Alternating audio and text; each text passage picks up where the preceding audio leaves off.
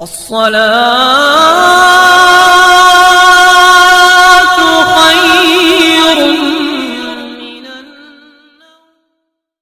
السلام علیکم ورحمۃ اللہ وبرکاتہ۔ پیارے دوستو، آج کی اس ویڈیو میں ہم آپ کو ہر حاجت پورا ہونے کے لیے ایک ایسا معجزاتی وظیفہ آپ لوگوں کی خدمت میں پیش کرنے جا رہے ہیں جو کہ اللہ کے دو ناموں اور اس کے علاوہ آیت کریمہ سے جڑا ایک خاص وظیفہ ہے۔ اگر کوئی بھی مسلمان بہن بھائی سچے دل سے اور پکے ایمان کے ساتھ یہ وظیفہ کرتا ہے اور اس کے بعد اللہ رب العزت سے اپنی حاجت کے لیے دعا کرتا ہے تو اللہ پاک اس عمل کی برکت سے پورا فرما دے گا۔ پیارے دوستو، یا حیو جس کا مطلب ہے اے ہمیشہ زندگی والے۔ حیو وہ ذات ہوتی ہے جس میں زندہ رہنے کی کثرت بنفس نفیس موجود ہو، اس لیے حیو صرف اللہ کی ذات ہے، کیونکہ آپ سب جانتے ہیں کہ اللہ کی ذات وہ عظیم ذات ہے جو کہ ہمیشہ زندہ رہنے والی ہے۔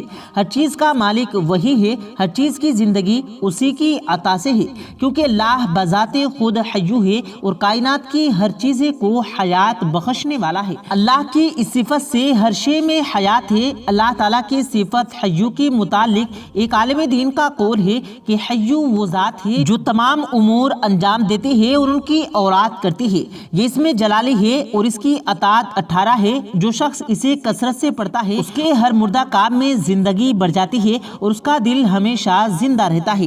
روح اپنے پیدا کرنے والے کی طرف متوجہ رہے گی۔ اس کے علاوہ اللہ پاک کا ایک اور صفاتی نام یا قیوم، اللہ کا یہ نام بھی بڑی برکتیں اور فضیلتیں رکھتا ہے۔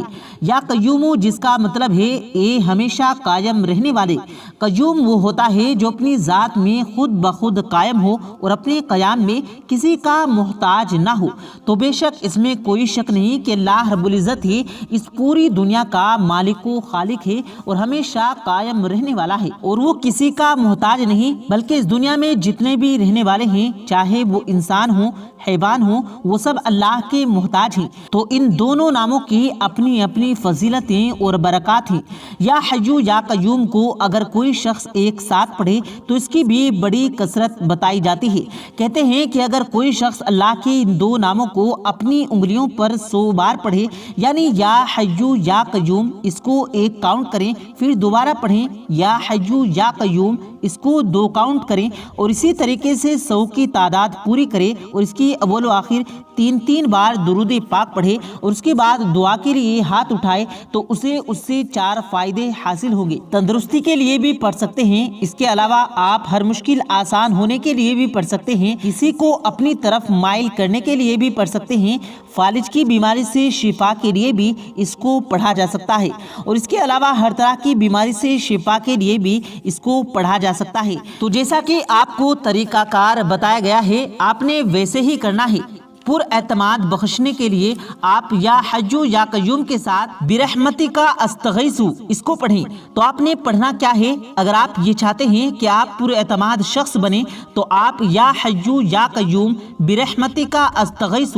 پیارے دوستو، اس کے علاوہ ایک اور فضیلت ان دو ناموں کے ساتھ پڑھنے کی وہ یہ ہے کہ آپ میں سے کسی کی بھی کوئی خاص حاجت ہے جو پوری نہیں ہو رہی، اور کوئی بھی زندگی میں مشکلات ہیں جس سے آپ چھٹکارا چاہتے ہیں، یا کوئی ایسی مصیبت ہے پریشانی ہے جس سے آپ نجات چاہتے ہیں، تو آپ یا حیو یا قیوم کا یہ ایک وظیفہ کریں۔ صبح بعد نماز فجر آپ یا حیو یا قیوم اللہ کے ان دو ناموں کو کثرت سے پڑھیں، اور اتنا پڑھیں کہ اللہ پاک کی جتنی آپ کو توفیق دے، اس میں کوئی تعداد نہیں ہے کہ آپ نے اتنی تعداد میں پڑھنا ہے، اتنی تعداد میں پڑھنا ہے۔ یہ آپ پر ڈیپینڈ ہے کہ آپ اس کو کتنا پڑھ سکتے ہیں۔ اللہ پاک آپ کو کتنی توفیق دے رہا ہے کہ آپ اس کو پڑھ سکیں، اور اس کی اول و آخر ایک بار درود پاک پڑھنا لازم ہے۔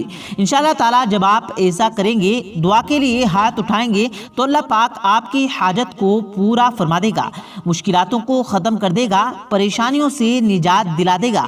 پیارے دوستو، اب ہم آپ کے سامنے وہ وظیفہ پیش کرنے جا رہے ہیں جو کہ اللہ کے دو صفاتی نام یعنی یا حیو یا قیوم اور ساتھ میں لا الہ الا انت سبحانک انی کنت من الظالمین، یعنی آیت کریمہ سے جڑا ہوا وظیفہ ہے۔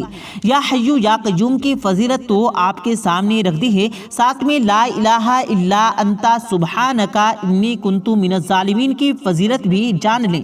پیارے دوستو، لا الہ الا انت سبحانک انی کنت من الظالمین، ان کلمات کو آیت کریمہ کہا گیا ہے، جو کہ عظیم ترین آیت میں سے ایک ہے، اور یہ آیت مبارکہ حضرت یونس علیہ السلام کی دعا بھی کہلائی جاتی ہے۔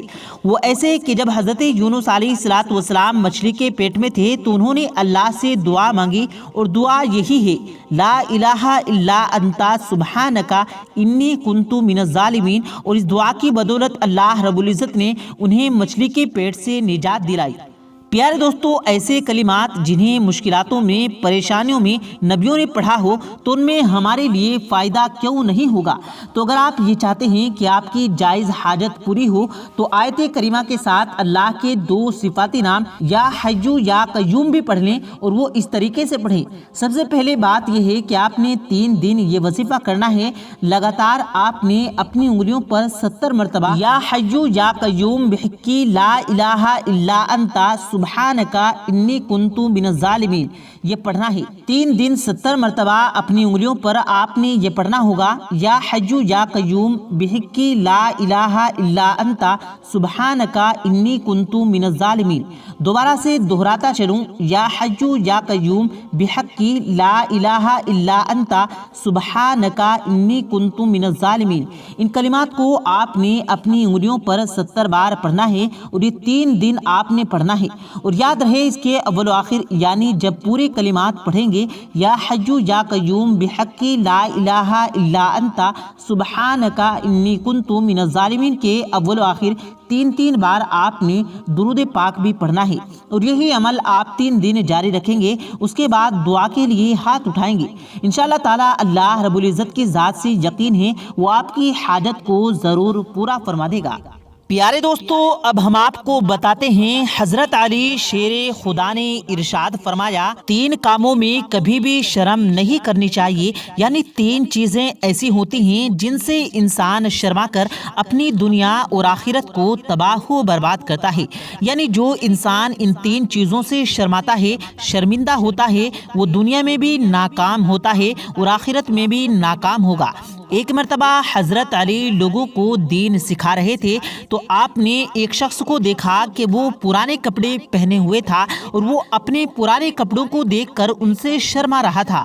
تو حضرت علی نے جیسے ہی اس شخص کی یہ حالت دیکھی تو سبھی لوگوں سے فرمانے لگے، اے لوگو، میں نے اللہ کے رسول صلی اللہ علیہ وسلم سے سنا کہ 3 چیزوں میں کبھی بھی شرم نہیں کرنی چاہیے۔ تو وہ 3 چیزیں کون کون سے ہیں، آئیے ہم آپ کو بتاتے ہیں۔ نمبر 1، پیارے دوستو، حضرت علی نے فرمایا، جب تمہارے جسم پر پرانے کپڑے ہوں تو ان کو دیکھ کر کبھی بھی شرمندہ نہ ہونا، کیونکہ پرانے کپڑے انبیاء اور اولیاء کرام علیہ السلام کی نشانی ہوتی ہیں، اور پرانے کپڑے انسان کی تکبر اور بڑپن کو ختم کرتے ہیں اور انسان کی روح اور جان کو طاقت بخشتے ہیں۔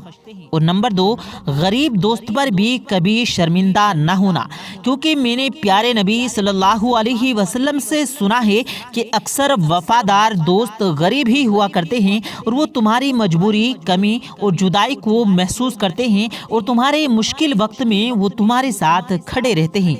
نمبر 3، بوڑھے والدین پر کبھی بھی شرمندہ نہ ہونا، اور یاد رکھنا، جو انسان اپنے بوڑھے والدین پر فخر کرتا ہے، ان کی عزت کرتا ہے اور خدمت کرتا ہے، تو آخرت میں یہی ایک عمل اس انسان کے لیے جنت میں جانے کے لیے کافی ہوگا، کیونکہ جو انسان اپنے بوڑھے والدین کی خدمت کرتا ہے، اللہ اسے انسان کی اولاد کو فرما بردار بناتا ہے، اور یوں وہ انسان دنیا میں بھی نیک اور فرما بردار اولاد پاتا ہے، اور آخرت میں بھی وہ فخر، عزت اور سر بلندی کے ساتھ جنت کے اندر داخل ہو جائے گا، اور اس کو حکم دیا جائے گا کہ جنت کے جس دروازے سے چاہے جنت میں داخل ہو جا۔ سبحان اللہ، سبحان اللہ۔ اللہ پاک سے دعا ہے اللہ پاک ہم سب کو ان سب باتوں پر عمل کرنے کی توفیق عطا فرمائے، آمین، اللہم آمین۔